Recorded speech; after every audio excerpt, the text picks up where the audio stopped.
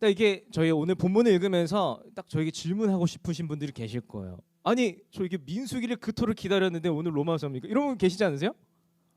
그렇죠. 이제 아쉽잖아요. 그렇지만 여러분 다다음 주에 뒤이어서 민수기 얘기할 거니까 좀 기대해 주시기 바랍니다. 여러분 제가 왜 로마서 10장 말씀을 가지고 오늘 여러분들과 나눌까요?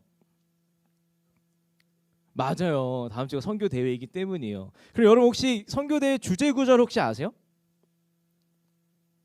자, 이런 분위기를 예상하고 오늘 본문을 준비했다. 오늘 본문을 준비했다. 여러분 잊지 마세요. 자, 선교 대회 주제 구절을 제가 다시 한번 읽겠습니다. 로마서 10장 10절 로마서 10장 15절 말씀입니다. 제가 다시 한번 읽겠습니다. 보내심을 받지 아니하였으며 어찌 전파하리요 기록된 바 아름답도다 좋은 소식을 전하는 자들의 발이여 함과 같으니라. 아멘. 이것이 저희 다음 주에 진행될 선교 대회 주제 말씀입니다. 그래서 계속해서 우리가 이 주제 말씀을 가지고 묵상하고 나누면서 복음은 이런 것이구나. 복음 들고 남들에게 다른 사람에게 복음을 전하면서 살아간다는 것이 이것이구나. 우리가 그토록 갈고 헤매던 선교사의 삶이 이런 것이구나. 헤아리는 시간 되시기를 도전합니다. 그래서 나눠볼게요. 여러분께 저는 질문 드려보고 싶어요. 여러분들은 스스로 생각하시기에 유능하고 특별하고 능력 있는 사람입니까? 나 좀 유능하고 능력 있다고 생각하시는 분 혹시 손 들어보시겠어요? 저밖에 손 안 들었어요? 네? 혹은 그러면 여러분들 생각하시기에 스스로 유능하고 뭔가 능력 있는 사람이 되고 싶은 마음이 있으십니까? 그런 마음이 있으시죠? 이것과 관련된 이야기를 조금 더 나누고 싶은데 오늘날 우리들의 이야기라고 할 수 있어요. 2024년도에요. 2024년 들어가면서 설문조사를 하나 했어요. 근데 이런 설문조사입니다. 당신은 다른 사람들의 시선을 얼마나 의식하시면서 사십니까? 라는 질문이었어요. 나 다른 사람들의 시선으로 자유롭다 생각하시는 분 계세요? 자유하지 않을 거예요. 근데 설문조사에서도 똑같이 나왔어요. 무려 73%가요. 나 다른 사람 맨날 신경 쓰고 살아요라고 대답했다라는 거예요. 10명 중에 7명이 다른 사람들에게 좋은 이미지를 주고 싶어서 시선을 의식하며 살아간대요. 그럼 또 질문했어요. 그러면 당신은 도대체 다른 사람들에게 어떤 이미지, 어떻게 보여주고 싶으신 거예요? 이렇게 물어보니까 이런 대답을 해요. 첫 번째, 저요. 다른 사람들에게 인정받는 사람처럼 보여지고 싶어요.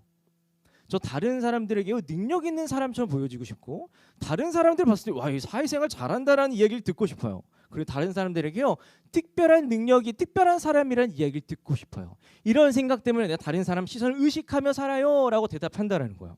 그러면은 여기서 멈추지 않아요. 또 질문했어요. 그러면 당신이 그렇게 되고 싶은 그 사람과 일치합니까? 당신이 되고 싶은 그 사람과 일치합니까? 지금 당신의 모습이 그 모습입니까? 라는 질문에 뭐라고 대답했을까요? 이렇게 대답했어요. 저는 유능한 사람이고 싶지만 유능한 사람이 아닌 것 같아요. 저는 능력 있는 사람이고 싶지만 능력 있는 사람은 아니고 특별한 사람이고 싶지만 사회생활 잘하는 사람이고 싶지만 내 삶을 들여다보건대 저는 그런 사람이 아닌걸요.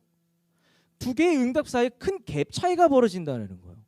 저는 이걸 보면서 무슨 생각이 들었냐면 이런 생각이 들었어요. 어쩌면 사람들은 유능하고 능력 있는 사람이 되기 위해서 혹은 자신의 가치를 증명하기 위해서 발버둥치며 살아가지만 실제로 그곳에 도달하지 못해서 소갈이하면서 살아가고 있는 것이 오늘날 우리의 모습이다라는 것을 진단해 볼 수 있다는 것이죠. 이러한 속아있는 삶을 살아가는 사람들은요 우리 곁에 가장 가까운 사람들의 이야기이고 또 저의 이야기도 해요. 저의 얘기입니다. 그들은요 더 많이 더 빠르게 성찰하는 사람들의 세상의 압박 속에서 스트레스도 받고 죄책감도 생기고 부담도 있고 과제도 이게 수많은 시달리며 살아가고 쉬지도 못하고 휴식도 없이 살아간다는 거예요. 그러다가요 삐끗하면 뒤처져요. 존재 가치를 상실해버리고 소멸해버려요. 사람들은 이것을 두려워하면서 아등바등 살아가고 있다. 이것이 오늘날 우리가 살아가는 모습이다 라고 얘기하고 있다는 거예요. 하나님의 형상이 파괴되어가고 훼손되어가는 이 시대에요 꼭 필요한 것이 하나 있습니다. 은혜예요. 은혜가 필요하다는 거예요. 그 자체로 충분하다는 은혜가 필요하고 넘어져도 괜찮다고 하는 은혜가 필요하고 다시 잘 살아보자 말하는 은혜가 필요하다는 거예요.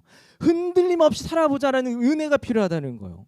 가치를 증명하기 위해서 추구하면서 이것을 살아간 이 시대에 필요한 건요 가치를 상실할까 봐 두려워서 살아간 이 시대에 필요한 건요 은혜의 기쁜 소식, 복음이 필요하다. 복음이 필요하다라는 것을 이야기할 수 있습니다. 복음이 필요한 이 시대 속을 살아가는 우리는 어떤 사람들인가요? 새청 여러분은 어떤 사람들인가요? 그리스도인은 어떤 사람들입니까? 우리가 선교팀에서요, 선교를 다녀올 때마다 매번 나눠지는 화두가 하나 있어요. 뭐냐면 이거예요. 삶의 자리에서 선교사로 살아가는 우리가 됩시다라는 것을 선교 갔다 올 때마다 우리는 되뇌고 그래요. 저희 태국 선교 갔을 때도 마찬가지예요. 태국 선교에서 열심히 우리 사역하고 나서요, 기억에 남는 이야기를 들었습니다. 선교 사역이 마무리될 때쯤 이런 얘기를 하시더라고요. 선교사님께서 이제 시작이야 선교는. 단기 선교가 아니라 이제 시작인 거야 선교는. 이런 말씀을 하시더라니까요. 근데 중요한 건요, 여러분들은 과연 삶의 자리에서 선교사로서의 삶을 감당하고 계신가요? 혹은 여러분들의 이 복음이 필요한 사람들에게 은혜의 복음을 전하는 선교의 삶을 감당하고 계십니까? 아니면 다시 처음부터 돌아가서, 맨 처음으로 돌아가서 여러분은 은혜의 복음을 누리고 계십니까? 여러분들 은혜의 복음을 누리고 계십니까? 우리 복음에 대해서 좀 생각할 필요가 있고 점검할 필요가 있다는 거예요. 앞서서요, 선교사의 삶을 살았던 멋진 사람이 한 명 있어요. 오늘 본문 로마서를 쓴 바울이에요. 바울은 진짜 열심히 선교를 했고 열심히 복음을 전하면서 살았던 사람이에요.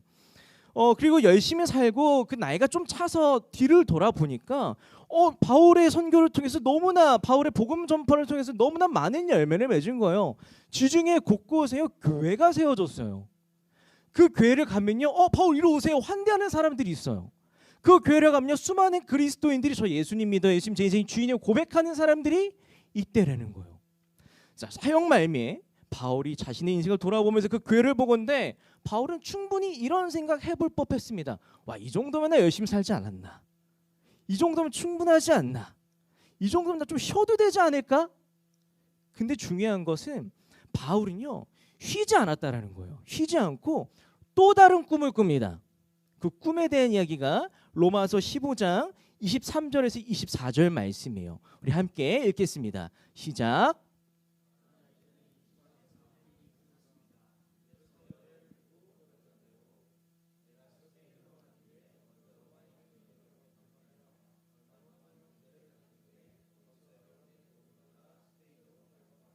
아멘. 바울은요, 쉬어도 되는데 안 쉰 거예요. 쉬어도 되는데 안 쉬고 스페인으로 선교 갈 것을 꿈꿨더라는 거예요. 바울은 복음을 스페인으로 전하기 위해서 이제 고민을 했어요. 지중해랑 스페인은 진짜 멀거든요. 근데 딱 그 중간에 로마가 있었어요. 그래서 바울이 돈이 없어요. 돈이 없기 때문에 내가 무작정 스페인으로 가면 굶어 죽기 십상이다. 그렇기 때문에 나를 향한 지지자와 지원자가 필요하다라는 생각에서 딱 로마 교회를 딱 고른 거예요. 그 로마 교회를 향해서요, 나 좀 지지해 주세요. 나 좀 격려해 주세요. 나 좀 중보해 주세요. 나 좀 후원해 주세요라는 얘기를 했다라는 거예요. 중요한 건 문제가 하나 있는데, 자, 이 편지를 쓸 때 바울은 로마에 간 적이 있을까요, 없을까요? 한 번도 없어요. 한 번도 만난 적이 없는 사람들을 향해서 나 좀 지지해 주세요. 격려해 주세요. 중보해 주세요. 후원해 주세요라는 말을 했었어야 됐다라는 거예요. 그런 의미에서 로마서는 어떤 책입니까? 로마서는요, 바울의 스페인 선교 프로젝트 기획 제완서예요. 우리가 로마서를 생각할 때 수많은 교리서라고 생각하지만 어떻게 보면 로마서는요, 스페인 선교 프로젝트 기획 제안서라고 볼 수 있어요. 우리가 기획서를 쓸 때, 사역을 제안할 때 우리가 알고 있는 노하우나 아이디어를 대충 씁니까? 아니에요. 혼신의 힘을 기울여서 써야 돼요. 왜요? 투자를 받아야 되니까. 바울도요, 같은 마음을 가지고 일면식도 없는 사람들에게 내가 복음을 전하라고 할 테니 나 좀 지지해 주세요라는 말을 하기 위해서요, 자신이 여태까지 쏟아왔던 자신의 모든 사역의 노하우를 쏟아부은 게 로마서예요. 다시 말해서 로마서에는요, 복음의 핵심과 정수가 담겨 있는 것이 로마서예요. 왜요? 설득해야 되거든요. 그리고 나서 로마서는요, 복음 전서의 노하우가 평생에 쌓여진 노하우가 담겨 있는 게 로마서예요. 왜요? 본 적 없는 사람을 설득해야 되거든요. 그런 의미에서 우리 로마서는요, 선교사 바울의 관점에서 읽어낼 필요가 있다라는 거예요. 바울은요, 로마서를 통해서, 오늘 본문을 통해서 로마 교인 성도들에게 얘기하고 있어요. 로마 성도들이요, 내가 스페인에 복음을 전하고자 하는데 내가 전하고자 하는 복음은 바로 이것이다 라고 얘기하는 것이 오늘 본문인 거예요. 바울은요 오늘 본문을 통해서 첫 번째 복음의 핵심에 대해서 얘기합니다. 두 번째 자신의 복음 전수의 노하우에 대해서 얘기합니다. 세 번째 자신이 평생 살아왔던 자랑스러운 삶에 대해서 자랑합니다. 시청자 여러분, 이 시간에 선교사 바울의 선교 제안서 이 로마서를 묵상하시기 바라요. 이 묵상을 통해서 우리가 믿는 복음을 점검하시기 바랍니다. 그리고 그 복음을 드러내며 살아가는 참 선교사를 설명 이제는 진짜 제대로 꿈꿔 살아보시기 바랍니다. 우리 계속해서 얘기 나눠볼게요. 선교는요 우리가 바른 복음으로 발걸음을 돌리는 거예요. 바른 복음으로 발걸음을 돌리는 것입니다. 로마서 10장 3절에서 4절 말씀을 함께 읽겠습니다. 시작.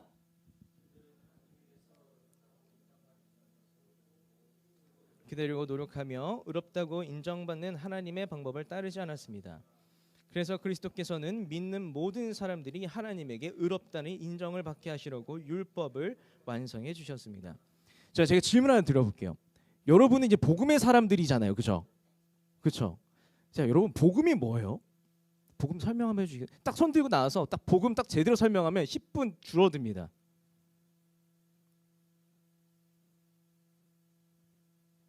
자, 감사해요. 자, 저 복음 모르시니까 저 충분히 설명할 거예요. 시간 늘어져도 괜찮아요. 알겠죠? 우리는요 그리스도인으로서 복음을 전하며 살아간다고 하지만 똑같이 복음이 뭐예요? 라고 물어보면 지금과 같은 애매한 반응을 보인다는 거죠. 왜요? 내가 복음을 알고 있는 것 같긴 하지만 내가 알고 있는 복음이 맞나? 괜히 잘못 말했다가 이단 정죄 받는 거 아닌가? 하는 고민들이 우리 안에 있다는 것이죠. 그런 의미에서 로마서 10장 3절과 4절은요 바울이 우리에게 우리가 믿고 있는 복음을 점검하라고 얘기하고 있어요. 오늘 3절과 4절은요 왜곡된 복음에 대해서 얘기하고 진짜 복음에 대해서 얘기하고 있어요. 이른바 우리가 믿는 것이 가짜 복음인 내가 복음인지 진짜 복음인 주님의 복음인지를 점검하십시오라고 도전하고 있는 것이 로마서 10장 3절에서 4절 말씀이에요. 우리가 이걸 알지 선교를 할 수가 있습니다. 그래서 나눠볼게요. 바울은요 우리가 경계해야 되는 가짜 복음의 특징에 대해서 이렇게 얘기하고 있어요. 3절입니다. 3절이 가짜 복음의 특징이에요. 스스로 의롭게 되려고 노력하는 것, 이게 가짜 복음이다. 스스로 잘나기 위해서 노력하는 게 가짜 복음이다. 조금 더 쉽게 말하면요 내가 가치 있다는 것을 내가 증명하면서 사는 것이 가짜 복음이라는 거예요. 내가 가치 있다는 것을 증명하기 위해서 사회나 세상이 요구하는 것들을 충족시키면서 열심히 사는 것이 가짜 복음이라는 거예요. 내가 의미 있고 쓸모 있다는 것을 증명하기 위해서, 내가 증명하기 위해서 세상을 주인 삼아 세상의 가치를 쫓아가는 것을 가짜 복음이라고 한다는 거예요. 내가 가치 있다는 것을 내가 증명하고 살아가는 건 어떻게 보면 쫓아갈 만해 보여요. 살만해 보이는 비전이라는 생각이 들 때가 있어요. 왜요? 어느 정도는 성취가 있거든요. 어느 정도는 성취가 있거든요. 그러나 가짜 복음인 내가 복음의 끝에는 무엇이 있습니까? 끝없는 요구가 있어요. 끝없는 목표가 생겨요. 완벽주의의 탈을 쓰고 있는 율법주의가 그 뒤에 도사리고 있다라고 하는 것이 로마서를 쓴 바울의 도전이라는 거예요. 오늘날 완벽주의가요 드러나고 있는 사회적 현상이 하나가 있어요. 뭐냐면 이게 극단적인 경우인데 뭐 속된 언어로 히키코머리라고 하고 우리나라로 오면 은둔 청년이라고 하는 사람들의 그룹이에요. 우리나라의 은둔 청년이 한 몇 명 정도 될까요? 청년인데 한 24만 명 정도가 된대요. 근데 이 4만 명을 보고 딱 생각하기에 딱 이 이제 외국 언론사 CN에서 이제 보도를 합니다. 제목이 이래요. 아시아 젊은이들이 세상에서 물러나는 이유라는 제목을 보도를 합니다. 근데 이 내용이 이래요. 대한민국이라 저기 뭐 극동에 있는 한국이라는 땅에 운동 청년 24만 명이라는 사람들이 있는데 전문가들은 그 사람이 운동 청년 되기를 선택하는 그 원인을 들고 MZ 세대의 완벽주의적 걱정 때문이다라고 진단한대요. 그러니까 MZ 세대가 걱정하는데 이런 걱정을 하면 살아간대요. 비판에 민감하대요. 지나치게 자기 비판적이래요. 실패를 두려워해서 새로운 시도를 했지만 결과를 얻지 못할 경우 불안해서야 아예 집 밖으로 나갈 생각을 안 한다라는 거예요. 완벽주의의 극단적인 경향이 은둔 청년을 통해서 드러나고 있지만 이런 경향과 성향이 우리 안에는 없습니까? 전 완벽주의 많이 여러분 좀 허술하긴 하지만 제 안에 나름 완벽주의가 있어요. 네, 허술하긴 해요. 저 용감하게 나오는 거 은혜로. 네, 감사해요. 그래요. 우리들 안에는요 완벽주의적인 기질이 있고 그걸로 소진되고 소모되면 살아간다라는 거예요. 완벽하지 못할 바에는 홀로 되는 것이 더 괜찮다는 판단을 하는데, 나의 능력 유무가 나의 가치가 되어버린 사회에서, 나의 사회적 조건이 나의 의미가 되어버린 사회에서요, 우리의 형상은, 우리의 가치는 꺾여져 나갈 뿐입니다. 존재의 섬유를 경험할 뿐입니다. 이러한 가짜 복음은요, 이렇게 드러나요. 여러분들이 스스로 점수를 매기시기에 몇 점이라고 생각하십니까? 라는 물음에 가짜 복음을 쫓아가는 사람들은 뭐라고 대답할까요? 빵점, 혹은 내가 조금 해보니까 한 30점? 혹은 70점 정도라고 스스로 점수를 매긴대요. 이렇게 생각한다는 거예요. 우리를 0점으로 생각하고 살아간다면 우리는 0점을 100점으로 만들기 위해서 치열히 부단히 소모되어 가면서 녹초될 때까지 달려나가야 하는 것이 우리의 삶에 된다는 겁니다. 우리는 과연 그러면 죽기 직전까지 100점을 맞을 수 있느냐? 스스로 질문해 볼 필요가 있다는 거예요. 이것이 가짜 복음의 메시지입니다. 여러분 몇 점이세요? 스스로 생각하시기에. 어제 셀리더 모임 때 얘기를 해봤는데 다양한 답변이 나왔어요. 딱 한 가지 나오지 않은 답변이 있는데 그에 대해서 얘기를 해보겠습니다. 동시에 바울은요, 가짜 복음을 3절에서 얘기하고 4절에서 진짜 복음에 대해서 이야기하기 시작합니다. 4절 제가 읽을게요. 그래서 그리스도께서는 믿는 모든 사람들이 하나님께 의롭다는 인정을 받게 하시려고 율법을 완성해 주셨습니다. 이 말은 이런 얘기예요. 예수님께서 대신 다 이루어주셨어. 예수님께서 대신 다 이루어주셨어. 다시 말해서요, 내가 가치가 있다는 것을 주님께서 증명하셨다는 것을 말해요. 내가 가치 있다는 것을 주님께서 증명하셨다는 것을 얘기합니다. 어떻게 증명하셨습니까? 예수님께서요, 본격적인 사역을 시작하실 때 맨 먼저 하신 게 하나 있어요. 뭘까요? 맞아요. 세례를 받으셨어요. 세례. 상호소통 재밌는데? 좋아요. 세례를 받으셨어요. 세례. 근데 여러분, 세례를 왜 하나? 보통 예수님이 딱 시작하시자마자 기적부터 보이면 좋은데 왜 세례부터 사역을 시작하셨을까요? 세례의 의미에 대해 생각해봐야 되는데, 세례는요, 이런 거예요. 예수님께서 세례를 받으셨다라는 것은 내가 너와 연결되겠다라는 의미예요. 세례를 받으셨다라는 건요, 내가 너의 대표가 되어주겠다라는 거예요. 세례를 받으셨다는 건요, 내가 그냥 너 대신 한번 멋지게 살아볼게라는 얘기를 한다라는 거예요. 더 재밌는 게 있어요. 그럼 예수님께서요, 세례를 받으신 그 직후에 뭘 하셨을까요? 그거에 대해서 마가복음 1장 9절에서 12절 13절 이야기가 나옵니다. 우리 함께 읽겠습니다. 시작.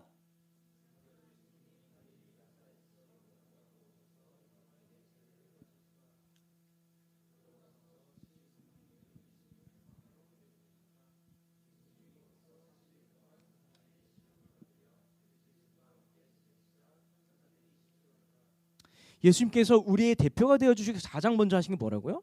광야에 나가서요, 시험을 당하셨어요. 시험을 당하시고 지셨어요? 이기셨어요. 이 말은 무엇이냐면요, 이거예요. 애들아, 내가 너 대신 시험 다 이겼다. 더 이상 너희가 할 게 없다라고 얘기하는 것이 이 본문의 의미다. 다 이루셨어요. 근데 여기서 멈출까요? 아니에요. 계속 나가볼게요. 예수님은 시험을 이기신 것도 모자라서요, 우리를 대신하여서 십자가에 달려 죽으십니다.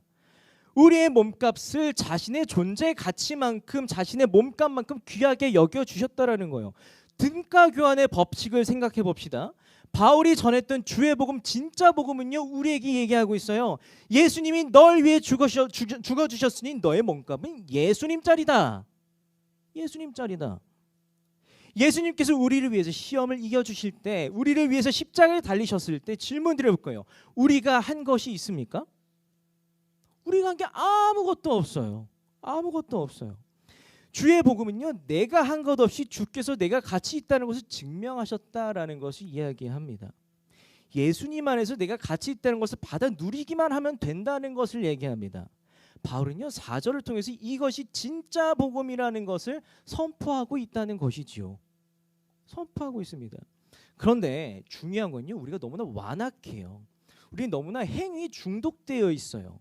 우리는 율법주의에 중독되어 있어요. 내가 나를 증명한다는 가짜 복음이나 내가 복음에 중독되어 있어요. 그래서 이런 질문을 할 수 있어요. 어떤 질문이냐면 이런 거예요. 전도사님, 남이 나를 어떻게 증명해요? 못 믿겠어요. 우리는 주께서 나를 증명하는 복음에 대해서 이렇게 생각해 볼 수도 있어요. 여러분, 제가 이 명품을 좋아할까요, 안 좋아할까요? 모르겠죠. 아닌 것 같죠? 네, 이거 보고만 봐도 좋아요. 제가 이제 직전에 있던 공동체에 떠날 때 좀 환송하는 그 자리에서요 2개의 선물을 받았어요. 이제 저 마지막이니까 선물 받았는데 하나는 사진첩이었어요. 그가 함께 사역했던 그 추억이 담겨있는 사진첩이었고 하나는 넥타이였어요. 근데 사진첩을 딱 받고 이제 딱 돌아보는데 와 이게 3년간의 추억들이 쫙 녹아져 있는 거예요. 딱 보는데 마음이 애틋해지고 막 눈물 날랑말랑 하더라고요. 그래서 계속 보고 있는데 옆에 있던 한 청년이 갑자기 저한테 화를 내는 거예요. 아니 전도사님 정신 차리세요. 그래서 왜? 그랬더니 전도사님 왜 이 명품을 두고 이런 거 보고 계세요? 라는 저한테 얘기하고 있더라고요. 알고 보니 넥타이가 명품이었대요. 근데 한 번도 맨 적은 없어요. 안 예뻐요. 아 미안. 그분들이 이거 보지 않으실 거예요. 네. 자기 교회 예배 드리니까. 편집 안 되나? 안 되나? 좋아요. 어쨌든 이게 저랑 어울리는 너무 과분한 작품이었어요. 그렇기 때문에 안 했고. 근데 제가 그때 뭘 깨달았냐면 이걸 깨달았어요. 이거요. 아니 그것이 얼마나 훌륭한 것이고 그것이 얼마나 비싼 것이 그것이 얼마나 가치 있고 의미 있는 건지 상관없이 내가 그걸 거들떠봐줘야 명품이구나라는 생각이 들더라고요. 내가 봐줘야 그게 명품이라는 생각이 들더라고요. 하나님도요 여러분이 그렇게 봐주신대요. 여러분이 스스로 증명할 필요 없이 여러분이 스스로 가치 있는지 없는지 의미 있는지 없는지 신경 쓸 겨를도 없이 먼저 이미 내가 너 참 좋아한다. 내가 너 정말 좋아한다. 참 값지다. 말씀해 주시는 것 이것이 복음입니다. 이것이 복음입니다. 하나님께서 여러분을 이미 좋아하신다는데 여러분이 더할 것이 있습니까? 없습니다. 이것이 진짜 복음이에요. 이러한 진짜 복음은요. 이런 진짜 복음 붙든 사람은요. 이런 질문에 이렇게 답해요. 여러분들은 스스로 몇 점이라고 생각하십니까? 이 물음에 복음 진짜 복음을 살아가는 사람은 뭐라고 대답할까요? 저 100점이요. 대답하면 살아간다라는 거예요. 우리를 이미 100점으로 생각하며 산다면 우리는 0점을 100점으로 만들기 위해서 치열히 부단히 소모적으로 녹초가 될 때까지 달려갈 필요가 없어요. 우리는 이미 100점짜리 사람으로서 점수를 달성하기 위해서 열심히 살아가는 것이 아니라 가치 있고 의미 있는 것을 위해서 나를 멋지게 가꾸기 위해서 나를 사랑하기 위해서 옆에 있는 사람을 아름답게 가꾸기 위해서 의미 있는 삶을 살아가는데 치중하며 살아가면 그만이라는 거예요. 이것이 진짜 복음입니다. 당신은 이미 100점이기에 100점에 걸맞는 풍성한 삶을 살아라. 이것이 복음입니다. 이것이 복음입니다. 그러므로 사랑하는 새청 여러분, 여러분이 믿고 있는 지금 이 복음을 점검하시기 바랍니다. 로마서는요, 바울은 여러분에게 점검하라고 도전하고 있어요. 내가 복음입니까? 주의 복음입니까? 어떻게 분별합니까? 스스로 물어보세요. 난 몇 점인가? 난 몇 점인가? 이 몇 점에 단호하게 나 100점인데 대답한다면 여러분 진짜 복음대로 살고 계신 거예요. 근데 만약에 그래도 내가 이거 해야 해서 이거 했는데 50점인가? 그래도 뭐 내가 지금 대학원 다니고 있는데 한 70점 정도 되지 않을까? 이런 고민을 하고 계시다면 여전히 우리는 가짜 복음, 내가 복음에 속아 계신 것인 줄 모릅니다. 그렇기 때문에 스스로 질문하시고 진짜 복음을 바른 복음을 추구하며 살아가는 새청 여러분, 진짜 복음을 가차없이 신뢰하는 내가 100점이라고 하는 걸 가차없이 신뢰하는 새청 여러분 되시기를 바랍니다. 바른 복음으로 발걸음을 돌리십시오. 두 번째 이야기입니다. 우리는요 선교를 해야 되는데 이야기를 하기 위해서 발걸음을 멈출 필요가 있어요. 얘기해 볼게요. 로마서 10장 9절에서 10절 말씀입니다. 시작.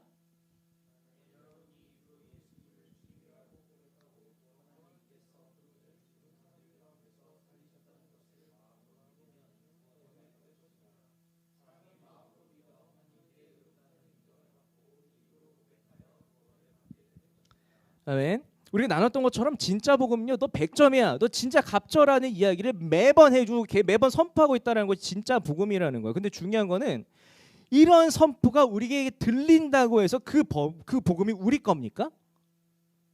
우리 거가 아니에요. 왜냐하면 제가 복음이 무엇입니까? 라는 질문을 했을 때 여러분은 침묵한 것이 이미 드러나 보여요. 그렇다면 우리는 이 복음을 어떻게 내 걸로 만듭니까? 어떻게 내가 소유하고 온전히 누립니까? 이거에 대해서 로마서 9장 10절을 보면요. 반복되는 단어 표현이 하나 있어요. 반복되는 표현. 반복되는 표현이 뭘까요? 맞아요.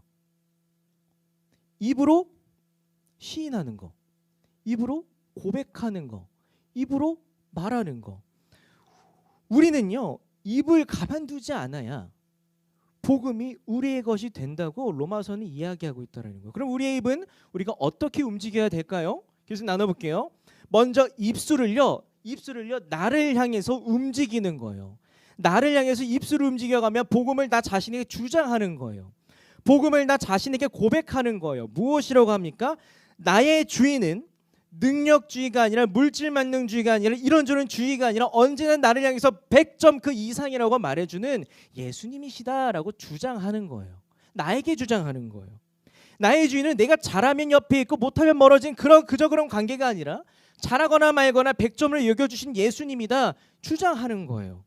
우리가 언제나 나를 향해서 무조건적인 사랑과 환대의 용납을 주시는 예수님을 내 인생의 주인으로 입술을 움직이며 주장할 때 우리는 복음을 내 것으로 삼을 수 있다. 내 것이다라고 말할 수 있다. 그러면 힘없이 입을 움직여라 라고 얘기하는 것이 로마서 10장 9절에서 10절 말씀이다 말할 수 있습니다. 근데 중요한 건요, 그 입술을 나한테만 하는 게 아니에요. 입술을 옆 사람들에게도 할 필요가 있어요. 옆 사람들에게도. 우리는 이 입술을 옆을 향해서도 쉬지 않고 움직여야 합니다. 입술을 움직여서 이웃과 세상을 향해서 자랑하세요. 자랑하셔야 합니다. 이것이 복음을 내 삶에 스며들게 하고 복음을 온전히 소유하면서 누리기 위한 방법입니다. 여러분들이 복음으로 말미암아 예수 그리스도를 믿음으로 말미암아 누리고 있는 것들이 있지 않으세요?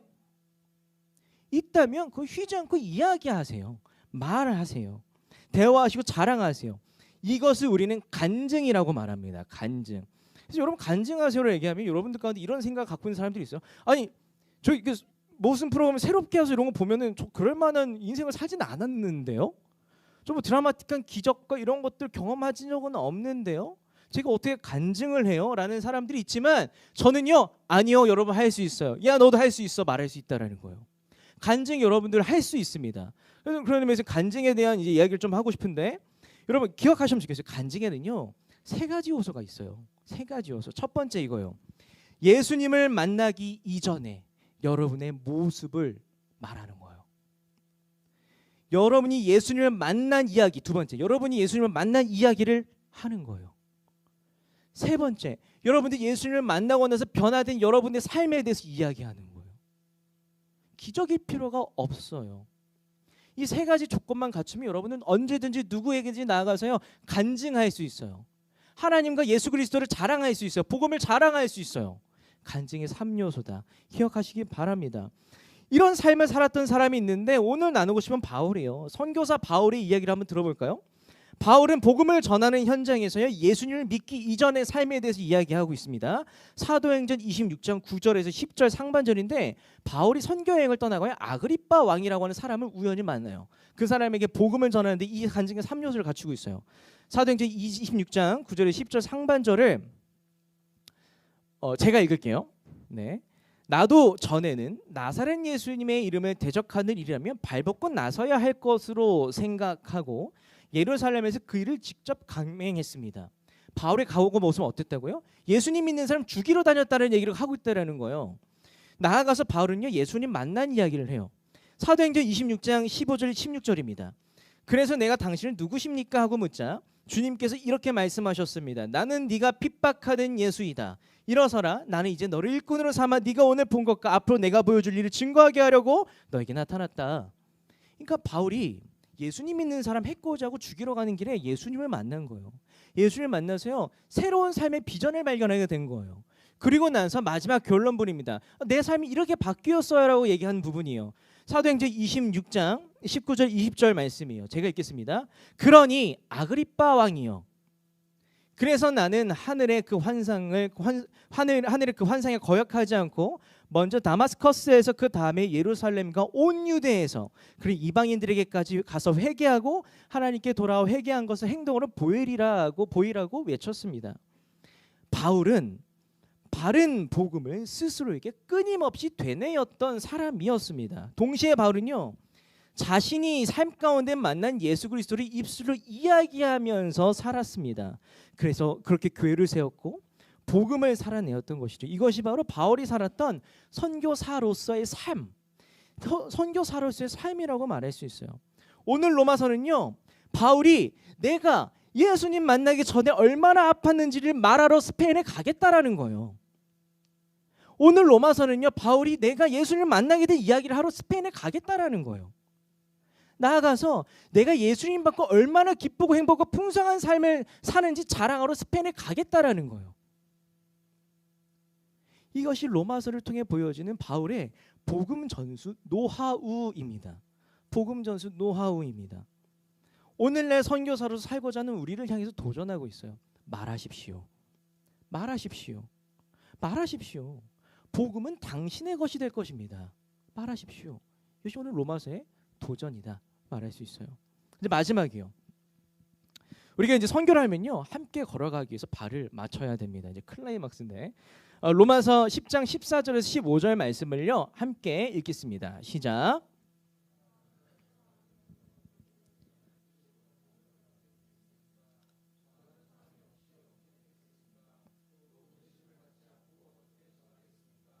이것은 기쁜 소식을 전하는 사람들의 발이 참으로 아름답구나라고 하는 성경 말씀과 같습니다. 우리는 지금까지 복음이 얼마나 좋은 것인지에 대해서 알았어요. 그리고 복음을 우리가 내 것으로 온전히 어떻게 소유하면 좋을지에 대해서 이제 들었습니다. 근데 중요한 건요, 문제가 하나 남아요. 14절에서 본 것처럼 이거예요. 우리가 복음을 이야기하지 않고 복음을 말하지 않으면 하나님께서 당신을 얼마나 소중하게 생각하시고 사랑하게 생각하시는지를 모르는 사람들이 있다라는 거예요. 그래서 바울은요 생각했어요. 하나님이 너 100점이래. 하나님 너 100점이래. 말해줄 사람이 필요하다. 너무나 필요하다. 그리고 나아가서 말합니다. 하나님이 너 100점이래 말하기 위해서 나가는 발, 전하기 위해서 그 발을 떼는 그 발, 복음으로 파괴되어 버린 하나님의 형상을 회복시키기 위해서 걷는 그 발 너무나 예쁘고 아름답지 않니? 내가 그렇게 살았어. 얘기하고 있는 것이 15절 말씀이라고 할 수 있어요. 지금 이 자리에 있는 우리가요 복음을 듣고 예수님을 만나고 내가 귀중한 사람이라는 것을 기뻐하기까지 우리를 향하여서 이어져 왔던 아름다운 발들이 있습니다. 예수님으로부터 2024년 대한민국을 살아가는 나, 우리에게까지 복음이 전해지기까지 모든 여정들이 있습니다. 우리 그 사람들의 흙 묻은 발들에 대해서 한번 상상해 보자고요. 상상해 봅시다. 우리가 복음 그냥 꽁으로 듣고 있습니까? 아니요. 수많은 흙 묻은 발들이 있었기 때문에 가능했다라는 거예요. 한번 그 여정을 상상해 봅시다. 요한복음 13장 5절에서 14절을 함께 읽겠습니다. 시작.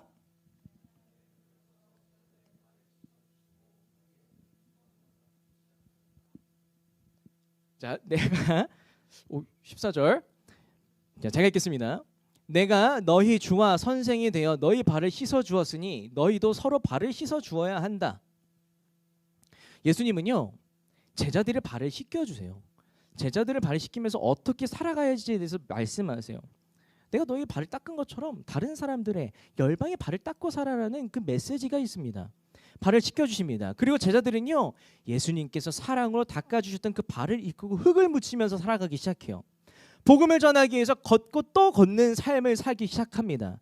제자들이 예수님을 전하다 보니까요 바울이 복음을 듣는 거예요. 바울이 복음을 듣습니다. 초대교회 신앙의 선배들이 복음을 듣습니다. 하나님이 나 100점이래. 기뻐하면서 그 기쁨을 너도 100점이래 전하고 또 전합니다. 복음이 흘러서 유럽에 전해져요. 유럽에 전해지고 그 땅에서 유럽 땅 스코틀랜드에 존 로스라고 하는 선교사가 이제 세워지기 시작합니다.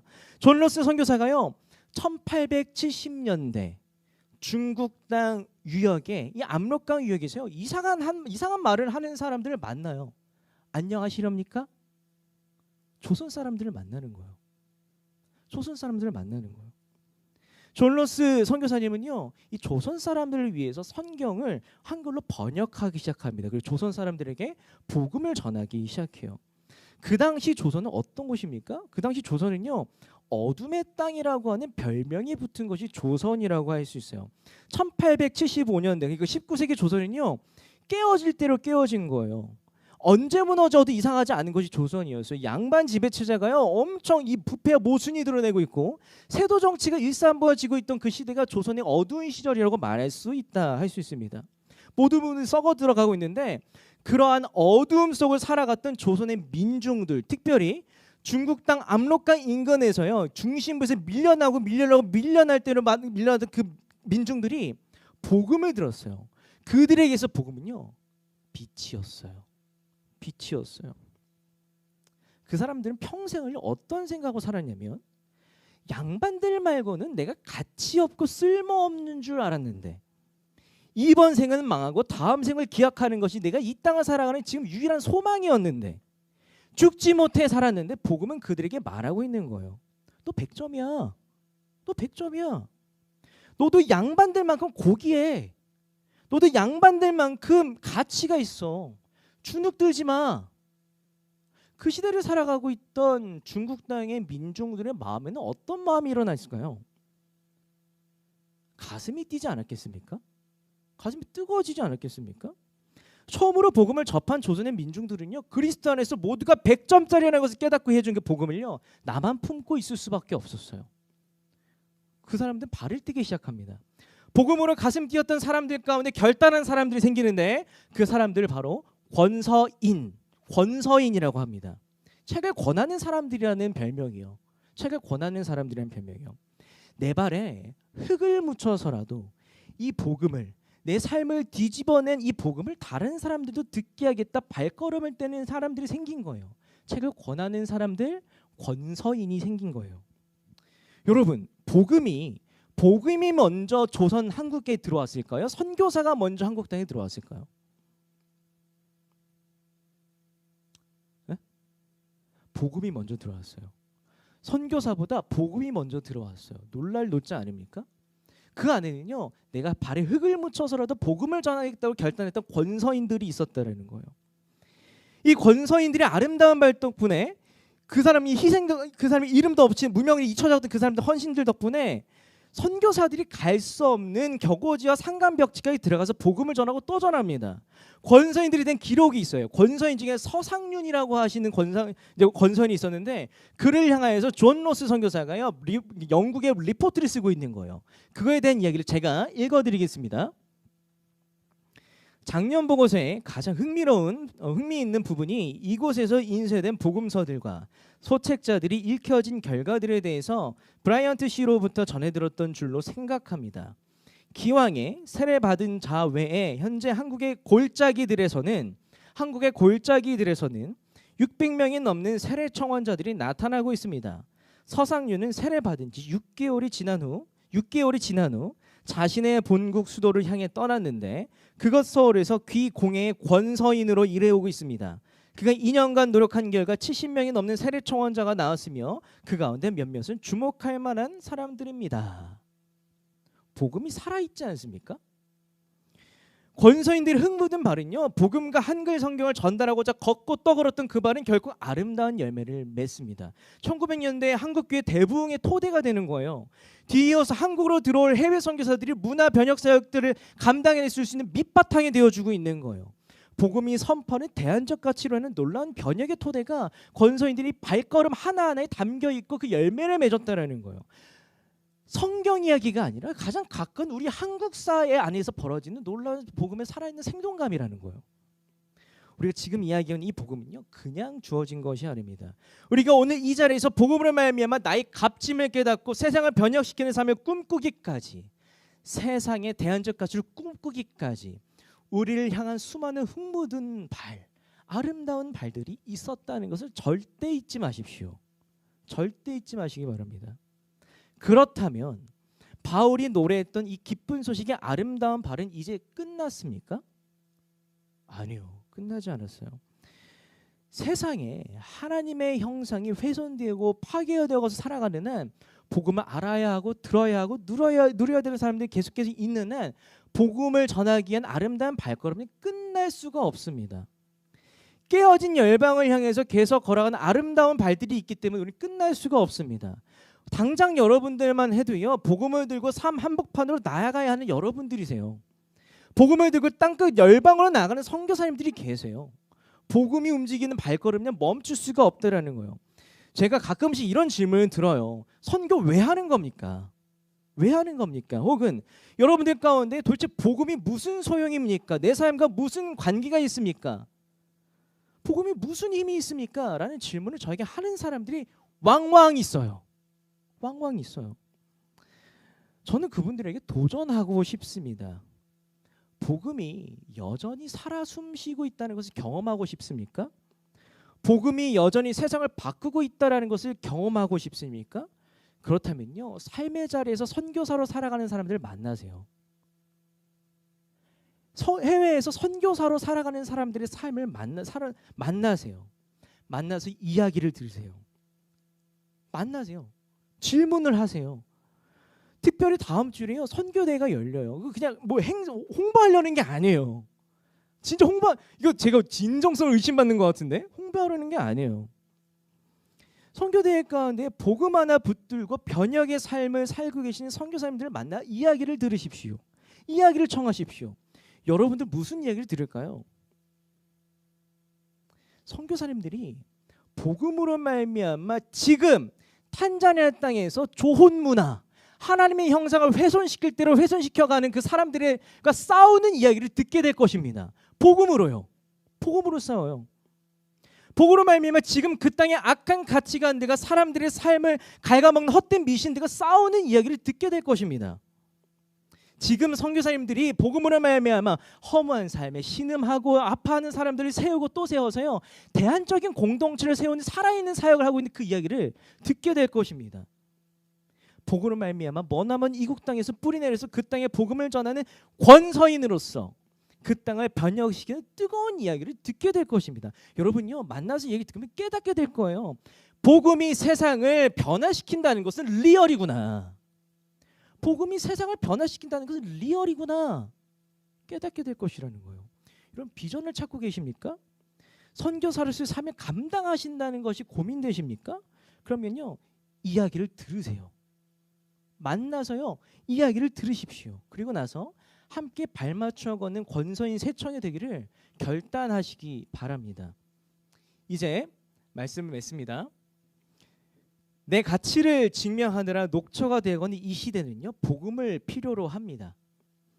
더욱이 이 시대를 살아가는 우리 세청은요 복음을 전하면서 이 시대를 변혁시키는 선교사입니다. 우리는 이 시대 이 땅을 살아가는 선교사로서 어떻게 살아가야 하면 좋겠습니까? 끊임없는 복음 전수의 삶을 살았던 바울은요 우리에게 도전하고 있어요. 첫 번째, 여러분 바른 복음으로 돌이키십시오. 바른 복음으로 돌이키십시오. 그것이 여러분들이 전해야 할 복음입니다. 두 번째, 복음을 이야기하기 위해서 만나십시오. 나를 만나시고 옆에 있는 이웃을 만나십시오. 세 번째, 선교사님들과 함께 걷기 위해서요 만나십시오. 이야기를 들으십시오. 발걸음을 맞추십시오. 우리가 이 세 가지를 기억하면서 선교사로서의 삶을 살아가는 우리의 발을 바라보시는 하나님은요 분명히 여러분들에게 말씀하실 것입니다. 기쁜 소식을 전하는 너희의 발이 참으로 아름답구나. 그래서 기대하면서 우리 함께 찬양의 자리로 나아가겠습니다.